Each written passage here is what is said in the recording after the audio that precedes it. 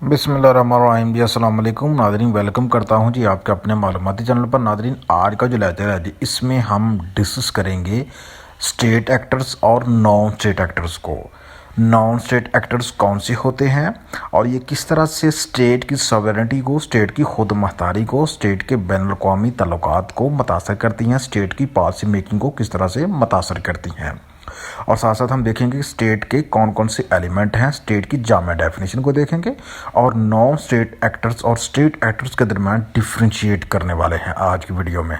तो बहुत ही मालूमाती वीडियो है, तो शुरू कर लेते हैं। सबसे पहले आपको बताते चलेंगे कोई भी स्टेट जो है वो उस वक्त तक स्टेट नहीं बन सकती जब तक उसमें ये 4 एलिमेंट शामिल नहीं होते। अब वो 4 एलिमेंट कौन कौन से हैं, जिनमें सबसे पहला एलिमेंट है टेरिटरी। यानी कि कोई भी स्टेट जो है उसका अपना रकबा होना चाहिए, उसकी अपनी सरहदें होनी चाहिए और उसका अपना एक एरिया होना चाहिए। कोई भी कंट्री है, चाहे ये पाकिस्तान है, हिंदुस्तान है, चाइना है, अमेरिका है। सेकंड नंबर पे जो एलिमेंट है वो उस एरियाज़ के अंदर, उस मनसूस एरिया के अंदर पॉपुलेशन होनी चाहिए, आबादी होनी चाहिए, लोग होने चाहिए। थर्ड जो एलिमेंट है स्टेट का वो गवर्नमेंट है।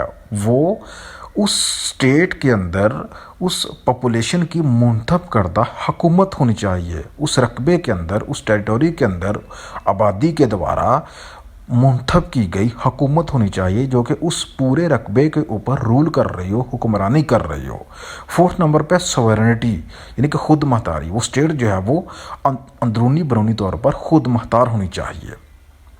तो नज़रीन, चूँकि आज के दौर में दुनिया ग्लोबलाइज हो चुकी है, दुनिया जो है वो एक दूसरे के ऊपर डिपेंड करती है, मुख्तलिफ ममालिक एक दूसरे के साथ जो है वो तल्लुकात कायम रखते हैं, बैनुल अक़वामी तंजीमों का हिस्सा हैं। तो कोई भी कंट्री जो है वो बैनुल अक़वामी तंजीमों का हिस्सा हुए बगैर या दूसरों के साथ तल्लुकात कायम किए बगैर अपना जो वजूद है वो सर्वाइव नहीं कर सकती। तो आज के जदीद दौर में स्टेट के एलिमेंट्स के अलावा कुछ नॉन स्टेट एलिमेंट्स भी होते हैं, नॉन स्टेट एक्टर्स भी होते हैं जो कि स्टेट की इनडायरेक्टली पॉलिसी मेकिंग में अपना असर रसूख जो है वो इस्तेमाल करते हैं। अब वो कौन कौन से नॉन स्टेट एक्टर्स हैं उनको मैं आपको बता देता हूँ। तो सबसे पहला जो नॉन स्टेट एक्टर है वो है जी इंटर गवर्नमेंटल ऑर्गेनाइजेशन, यानी कि बैनुल अक़वामी तंजीमें।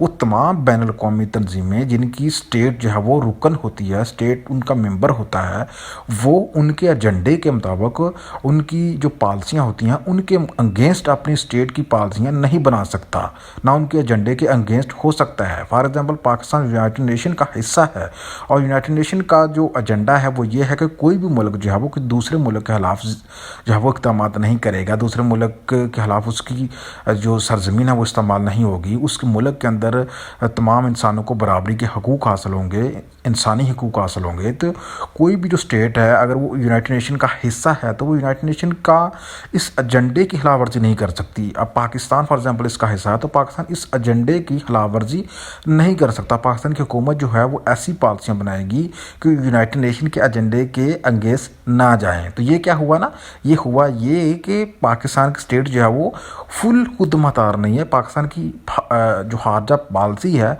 उसको मुतासर कर रही है इंटर गवर्नमेंटल ऑर्गेनाइजेशन, यानी कि United Nation, OIC, SAARC, Commonwealth organisation वगैरह। सेकंड नॉन स्टेट एक्टर है टेररिस्ट ग्रुप्स। किसी भी मुल्क में मुख्तलिफ किस्म के बागी ग्रुप होते हैं, दहशतगर्द ग्रुप होते हैं, इंतहापसंद ग्रुप होते हैं जो कि स्टेट की पॉलिसियों को, स्टेट की जो रियासती पॉलिसियाँ हैं उनको मुतासर करते हैं, स्टेट की रेट को चैलेंज करते रहते हैं। तो स्टेट को क्या करना होता है कि स्टेट को उनके साथ भी डील करना होता है, बाद उनकी माननी पड़ती है, बाद अपनी मनानी पड़ती है। जैसा कि हालिया दिनों में TLP जो कि मुल्क में हंगामे कर रही थी तो इनको गवर्नमेंट ने बैन कर दिया, लेकिन इस तंजीम ने क्या किया कि इसने पूरे मुल्क को जाम कर दिया। तो फिर गवर्नमेंट को क्या करना पड़ा कि उनको TLP के साथ मुज़ाकरात करने पड़े, उनको जो है वो कालदम तंजीमों की फहरस्त से बाहर निकालना पड़ा और स्टेट की जो पॉलिसी थी इंतहापसंद ग्रुपों के हवाले से उसमें कुछ नरमी लानी पड़ी। तो ये क्या हुआ कि जो नॉन स्टेट एक्टर है इसने भी स्टेट के ऊपर अपना जो असर रसूख है उसको इस्तेमाल किया।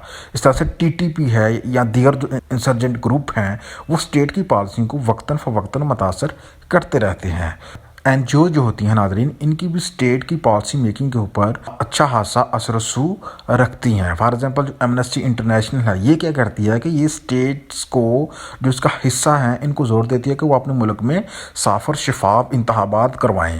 تو اگر کوئی اسٹیٹ جو ہے اپنے ملک میں صاف اور شفاف انتخابات نہیں کرتی تو انٹرنیشنل جو ایمنسٹی تنظیم ہے یہ اس اسٹیٹ کے اوپر دباؤ ڈالتی ہے، پریشر ڈالتی ہے کہ وہ اپنے ملک میں صاف اور شفاف انتخابات کرائیں۔ تو اسٹیٹ کو کیا کرنا پڑتا ہے کہ وہ صاف اور شفاف انتخابات کرانے کی پابند ہو جاتی ہے۔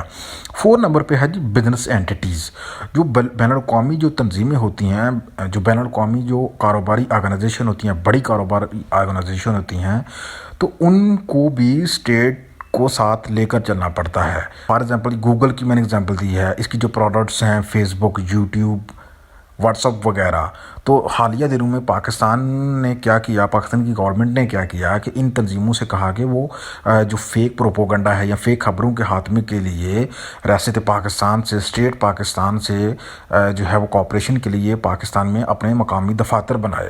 تو ان دفاتر کو قائم کرنے سے ان تنظیموں نے انکار کر دیا۔ انہوں نے کہا کہ آپ ہماری سروسز کو چاہے اپنے ملک میں بین کریں یا نہ بین کریں، ہم آپ کے ملک میں دفاتر نہیں بنانے والے۔ تو ریاست کو کیا کرنا پڑا کہ ان کی بات کو ماننا پڑا اور اپنے ملک سے ان تمام سوشل میڈیا پلیٹ فارمز ہیں، یوٹیوب ہے یا واٹس اپ ہے یا فیس بک وغیرہ ہے یا گوگل ہے، ان کی سروسز کو ختم نہیں کر سکی اسٹیٹ پاکستان، ان کو سرنڈر کرنا پڑا گوگل کے اس پالیسی کے خلاف۔ تو یہ وہ ایکٹرز ہیں جو کہ جدید دور میں اسٹیٹ کی سوورنٹی کو متاثر کرتی ہیں اور یہ کہلاتے ہیں نان اسٹیٹ ایکٹر۔ ناظرین اگر ویڈیو اچھی لگی تو لازمی لائک کریں، فیڈ بیک اظہار کریں، چینل کو سبسکرائب کریں۔ خدا حافظ۔